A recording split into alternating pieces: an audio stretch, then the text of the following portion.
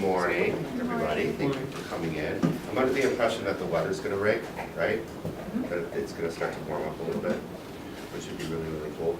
So of course, the worst winter we've had in a long time, and I have no garage, because that's the workshop for the bathrooms. So, yeah, I just am looking forward to it, like getting warm, so I'm not like chipping ice off the car every day, so. All right, so what has happened since I saw you last? Wins? I went on appointment. I went on the appointment, yes, the house, I'm not really sure if it's even worth $29.9. It's Right, bad. so what did you take away from it? It was so bad. Ooh. Yeah, He's still considering it, I mean, but they're definitely considering offering much lower than $29.9. So, he said that they're running the numbers, he'll let me know what they decide, so. yeah, sometimes it's worth it, sometimes it's not. Perfect, good, what else? What else you got? Yes? The one guy that I converted from a renter to a buyer now sees his financials and knows that he has to kind of get a little bit more there, but got the one guy in touch with the lender yesterday. They're doing paperwork today, so hopefully Nice. he's already living in the house.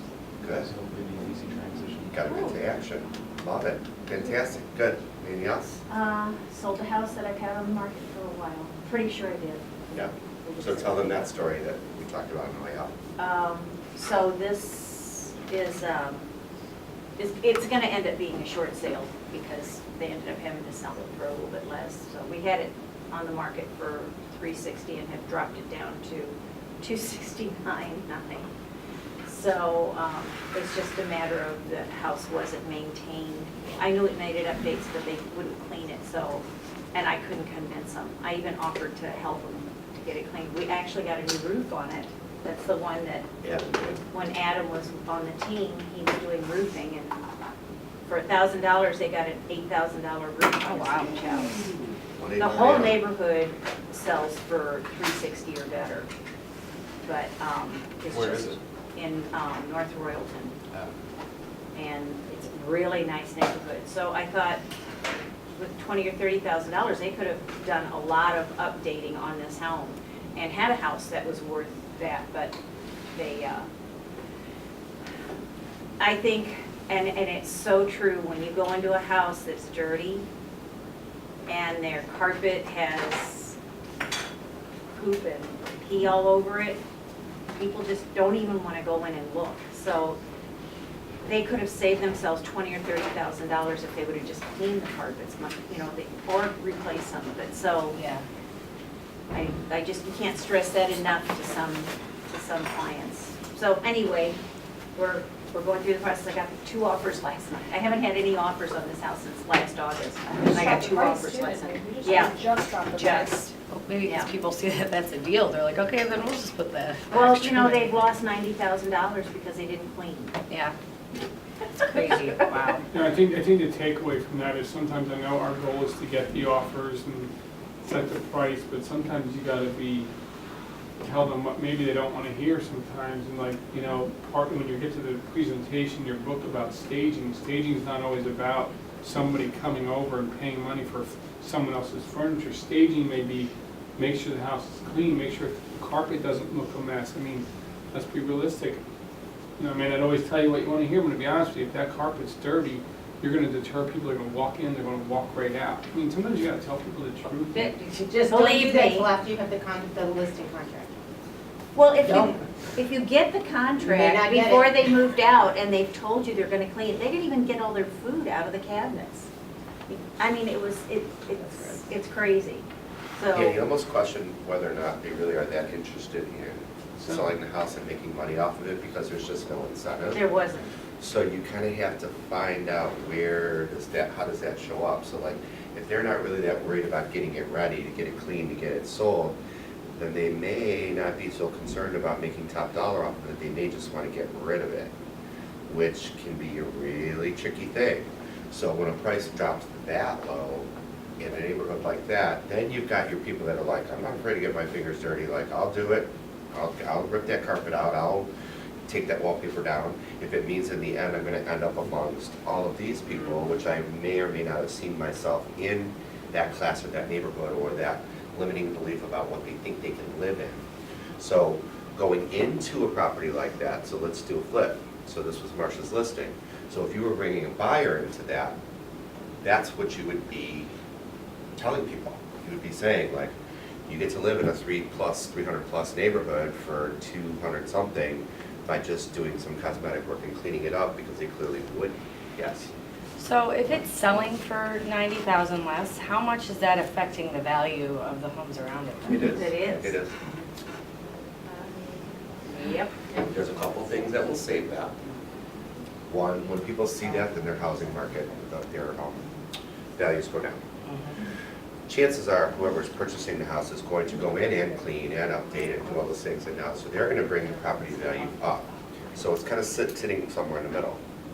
So if it doesn't get listed, nobody knows what's going on there. It doesn't necessarily, it just goes by when the last time it was sold.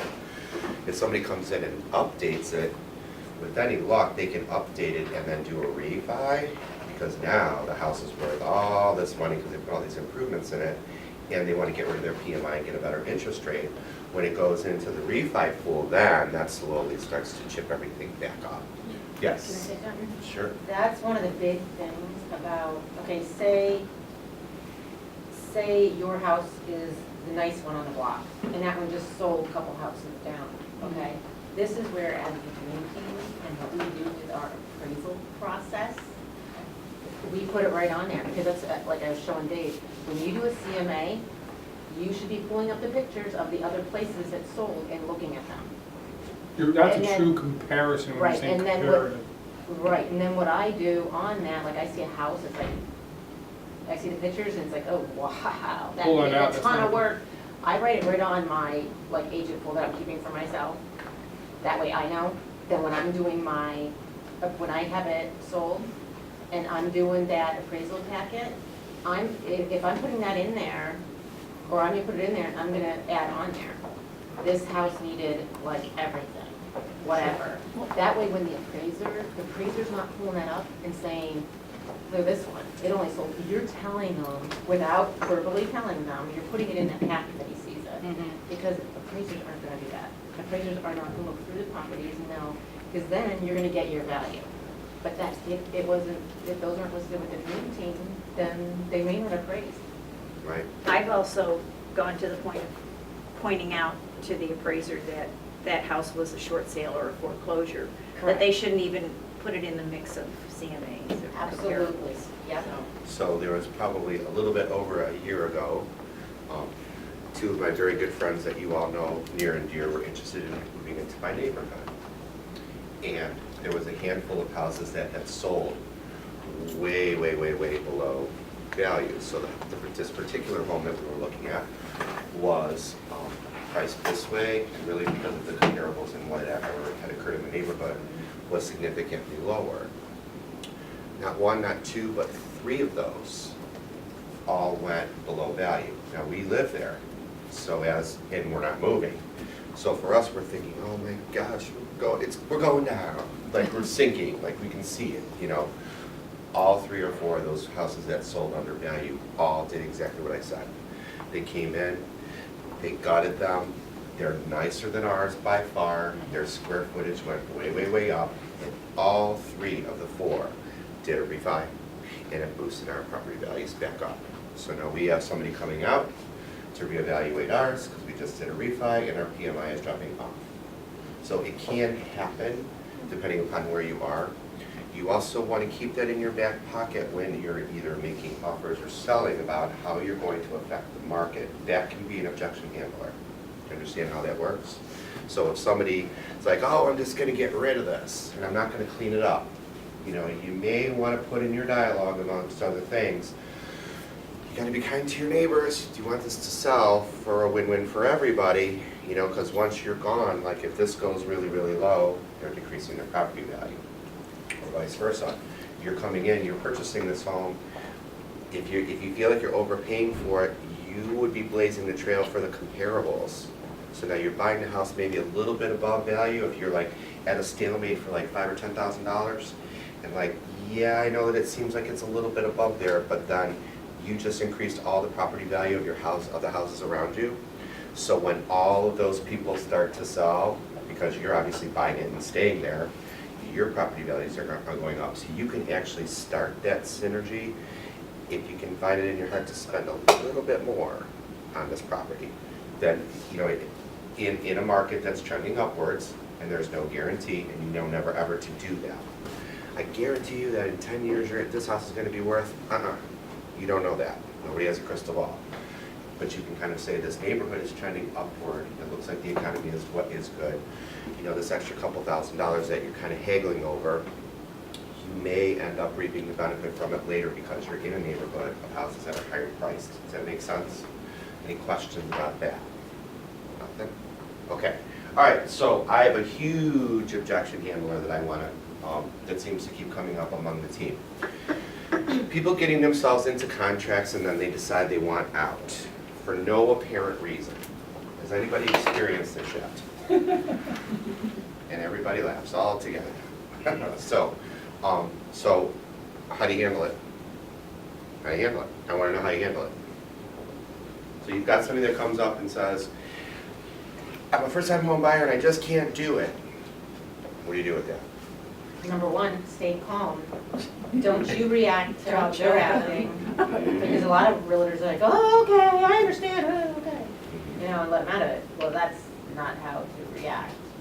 You know, say, okay, you know, depending on what the situation is. I understand, let's look at what your reasons are. Maybe you need to sleep on this. Let's take a few days. You know, try to get them to understand they are in a contract. You know, if it's a buyer, they're gonna lose their earnest money, you know, whatever. But, and the other consequences are, whoever the opposite party is, I mean, they can come after you for several things. Especially if it's a seller and a buyer's backing out for no reason at all. I mean, for no reason, they just decide to want to back out, change their mind overnight. Then there could be other consequences too, because right now, the market is not really stemming up as much as, and also it's becoming spring, which means a worse market than it is now. And the house buyer backs out and they get an offer on, that seller can take that buyer to court for that difference and more. If they've already moved out, if they've already made plans, if they're already buying another house, there's so much they can go back on that buyer for. They can lose their earnest money too. Well, so then all of that, so a product of that is, and you have to figure out a calm way to deliver this, is they may end up taking, you know, action against them. And now you've got a huge deficit, now you've got a ding on your credit, you're not moving, and by the way, you're not buying anything for a long time. Like you literally are digging yourself in a hole, digging a hole and jumping in. You may get a lien on that house. Right. Because So- if I was the buyer, I'd be throwing a lien on that house. Yeah, exactly. You know, it may not fill your pockets because that buyer will pick up and buy another house someplace else with their money, but they still have you on hook. So you have to deliver that kindly but assertively. So we've been seeing this more and more and more where somebody says, oh, just tear up the contract. That was my favorite. And then others like, the kids came home and everybody was crying and, you know, we just can't sell this house now. Like, whoa. So my suggestion, and it's open for discussion, would be go back to the reason and the root of why they sold the house, or why they wanted to buy the house, or why they wanted to move. Go right to that initial information that came your way on what was the purpose you were moving. Because you live on a main street and you got tired of like making sure your soul was clean every time you pulled out onto a main street. Like, because you never really knew. Or, you know what, we bought this big house and we raised our kids in it, now everybody's gone and we have this huge house to take care of. Like, whatever it is, keep everything that you do on your consults, keep it in a folder or a file or somewhere that you can continue to refer to back to it, including how many houses you've shown them if you're running a buyer. Look, we've looked at 22 houses. You know, like, how is this one not as good? Which I don't recommend doing that, by the way. 10 should be plenty. But keep all that documentation and anything that you have with that client, with that file in one place. That makes sense? So somebody says to me, all right, come on, let's do it. You're in front. So I'm selling my house, you're listing it, I have a buyer, you have a buyer for me. and I changed my mind because the kids had a meltdown. You're under contract? Mm-hmm. Okay. David can't sell the house, I can't sell the house, kids freaked out, you know, they're gonna disown us, you know, somebody's gonna die of a heart attack, like, we can't move. Okay, Mark, you know what? I can completely understand how you feel, because almost everybody goes through these emotional feelings when they get an offer on their house, especially if the house gets sold as quickly as I sold it for you, so that you maybe weren't expecting it to go so quickly. But we gotta look a little bit above and beyond the way the kids are feeling now, because you gotta think about how the kids are gonna feel when they get to have their new bedroom, and they get to decorate it the way they want to, and then they're gonna be in a better situation where you're not having the difficulties of pulling out of the drive. Remember you were saying there was so much traffic and you hated it and everything, so we gotta remember the reasons why. Look how mad you are. We gotta look at It's working out. I didn't even say anything. He's like staring me down, get me sweating there. You gotta remember the reasons why that you really wanted to move. And you know, I can completely understand this is an emotional thing for everybody, because I've been through it Can myself. I say something? Absolutely. I don't think you understand. I raised my kids in this house. Oh, yes. You know, and this is part of my soul is here. Like, I can't do this. I can't do it. I have to stay here. Like, this is all falling apart. Like, Okay, I understand. Relax, because I think you're gonna find, because this agreement is already signed and we're already moving forward. We definitely don't wanna get yourself into a legal situation over something like this. We wanna just, let's focus on getting you towards the new house and all those we beautiful haven't houses. found a house yet. Like, wait, you know, when we have to leave and we haven't found a house, and what are we gonna do? Well, we're gonna continue to look. We'll sit down, we'll go over some of the different options that you might have in order to make it so you're a lot more comfortable. We wanna relieve the stress from this as much Well, as I've been possible. up like all night long, and I haven't slept, and I haven't eaten, and, you know, the kids are mad at me, and, you know, I just can't do it. Well, you know what? I understand where you come from, because I'm so emotionally attached to my clients. When you started talking about, you actually mentioned something about this the other day in a text that I got from your wife. I actually started taking this to heart as well, and I started thinking of things that I can make this a lot easier for you. So what we're gonna do is we're gonna sit down with us, and we can even bring the kids, and we can talk about all the great things that are gonna happen once we move forward from here.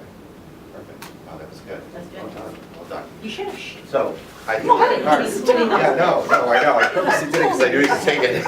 Very well done. I like the part including the kids, that's great. That's, yeah, oh, absolutely. And he got to it right as I was like, I usually look for that one little catalytic, is that a word? Catalytic? Anyways, that one little thing, blew right past it. Like, that one. Catalyst? A catalyst, that's it, that would flip it over. So I would have just liked to see it, because he was doing really, really well with the support part of it, is like, let's work this out. We will get this done. Like that little bit of softer tenderness, because it was emotion. And he did a really good job of doing that. So I just would have like tried to concluded it with like, we'll work this out. Don't worry, like a little more nurture, because the person is freaking out. What were you gonna say? You know what? This just dawned on me just because I had this incident before. When you're in a situation like this, you may just want to go, you know what? I really do understand. And I'm telling you what, that little touch. Mhm. I had this guy that I was discussing real estate with at our local wing joint. He literally brought it up months later about how I put my hand on him and how he perked up and was like completely listening to every little word I said. He said, you know what? That was so impressive to me. And this is a businessman it's that lives you. in Crocker Park. Oh, yeah. I mean, It's Just a that nurture, it's little it's almost like touch. a motherly nurture. they're right. Makes a difference, I'm telling Well, you. I mean, some of you have children. God bless you. I don't know what that's like. You want something? No thanks. Too old. Significant others, friends, whatever it is. Like, what do you do when, and even your pets to some degree, when they're upset or they're emotional, or you try to comfort them and calm them down. Your clients, you have to be careful not to cross over too personal of the line. However, you gotta show them that you have a heart. You know what I mean? You have to say, wow, this has really taken you to, you know, a very, very uncomfortable place, and I want to try to help you get out of there. So let's try to kind of get to the root of what's happening here, and then we can try to move forward with it. Dave said something to me yesterday on this one-on-one, which is particularly why I called him up here, is he gave me very, very solid examples of, you know, why are you selling? What was the reasons? He went right to the root of it, because this is real life, he's dealing with this right now. And he does handle it well, so I thought that was really a great way to Okay. kind of share that with everybody else. Your thoughts, questions? I'd like to know what they did to, So, tell me. So I went over the house, well, actually, it went a little bit easier than I expected at first, but I went over the house, and I went home and I typed all the things that they said and reasons why they wanted to leave. Then I marked down things about some of the text that they sent me when I told them that the house was sold. Kept everything. She sent me a text with flying high, like, this is how I'm feeling right now, and he was like a high five, like, are you kidding me, you sold this house that quickly, all this stuff, and so I had all this prep done to go in and to really get to the root of what's going on. And I walked in, I said, how's it going? I said, I just came here today, because I didn't want to do this through text. I said, I wanted to get to really find out what's going on, what you're feeling. And almost within minutes, he said, you know, Dave, we realized that we can't just back out of a contract that easily.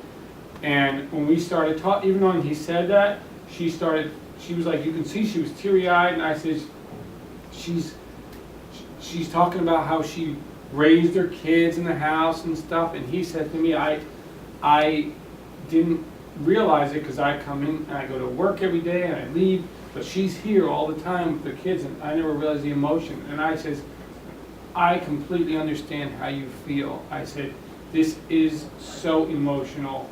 I says, and then I got into it, I says, but we have reasons why we wanted to sell. You wanted to move somewhere where you're not having trouble getting out of the driveway and you're parking on the grass and doing all sorts of stuff. I said, you're concerned with the kids' school. I said, there's great schools everywhere. I said, and I said, it's at the end of the year. I said, you know, you could definitely finish out these years at school. I said, but think of all the things. I said, with the bigger driveway you're gonna have and a nicer house. I said, not to mention, I said, they wanted to see one house the other day just randomly, so could we go see this house?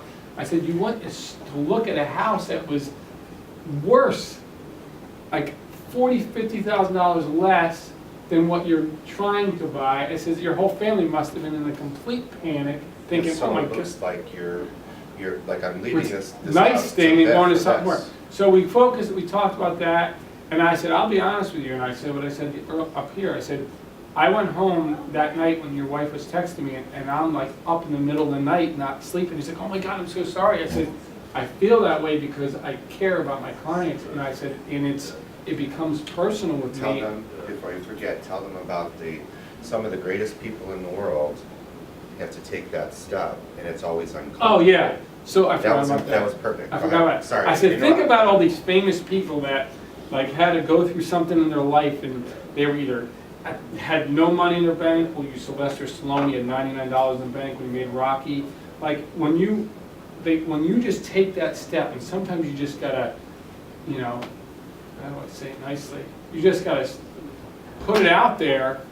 It was in a movie, but I don't want to. Sometimes you just got to put them out there and say, you know what, I'm willing to take this risk. And sometimes if you, once you overcome that little fear, which everybody has, I said, once you get to that point where you overcame that objection in your brain, that where you're just talking yourself out of it, think about the success you're going to have, or the better things in life, or how your kids are going to love their own new. And I brought Betty mentioned talk about the children in their rooms. I said, kids are going to be able to decorate their rooms, I said, and make things better the way they want them. I said, this is only going to be a better thing. And he even said to me, he said, David, we were nervous and everything. And he goes, I know sometimes you have to make change. I said, you do. And I understand how your wife feels. And I said, because my wife, you know, has our kids at home. But we also got to focus on why you called me originally. I said, you guys had this in the market for a year. Then you had 4 or 5 months after that. I said, this is just common, normal nerves that everyone goes through. I got the luxury of knowing each and every one of you a little bit more than acquaintance, some closer than others. I know you're all good people. I know you all have a heart. I know that you all really do care about your clients, yourselves, your friends, your family, your pets, all that stuff. So don't be afraid to let people see that. Let them see who you are. Let them see where your thought process is. Let them see that you really do care about this experience being a win-win, which is the whole mantra of why we do this. Also, too, you have to very kindly along the way, like, make sure that people know. If you really get backed into the corner and you don't have a lot of experience yet in this, flip it. Flip it.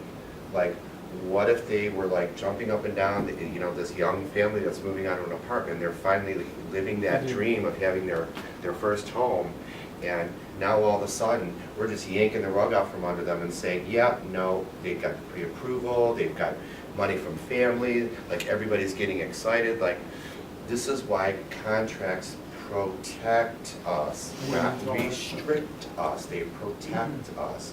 So we have to abide by this protection. You know, we have to factor that into the thought process. I did mention, I said, this, if you were to just back out after a signed contract, I said, worst case scenario, I said, this can go real bad for you. And I said, we don't want that. We want to focus on moving you in the direction you wanted to move in. Now, fortunately, handled brilliantly, great result, fantastic resources. I'm gonna throw him under the bus, he's here every day. He's asking questions. He's constantly in my earmark. How do you do this? How do you do that? How do you do this? How do you do that? So he's pulling off of that resource and that's showing up. Now he's saving his deals. He's, you know, converting things. When he goes on into a tricky situation like that, doesn't he feel more confident? Doesn't he feel like, you know what, I've done this before, I can do this again? We'll be metaphoric. Shocker. A bungee jump. Anybody in the room ever done it? I don't know.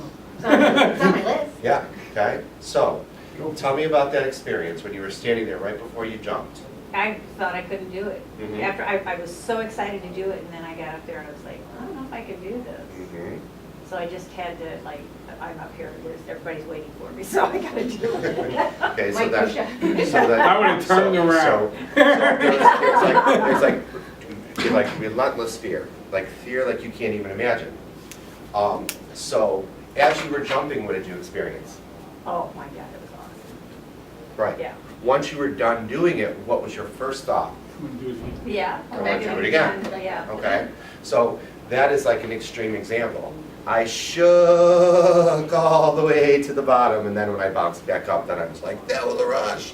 But like, I literally like, my feet left, and I was literally trembling all the way down until I could feel it snap. So you know it's again. not gonna break. Exactly, like I lived. So, and I know that that's an extreme example. However, if you've done it before and you walk into it, are you gonna walk out the victor? You're certainly gonna try as hard as you possibly Your can. confidence built It in. may or may not work in your favor that particular time, but at that point, if you won one and you lost one, you're still ahead. And now you learn off of the one you lost so that you win the next one. So don't be afraid to immerse yourselves in all of these resources, because ladies and gentlemen, clearly it's showing up. Because I couldn't have done as good of a job of that as he did. This is the whole purpose that we're here. Does that make sense? Okay. We have had a lot of deals fall apart that should not at all fall apart.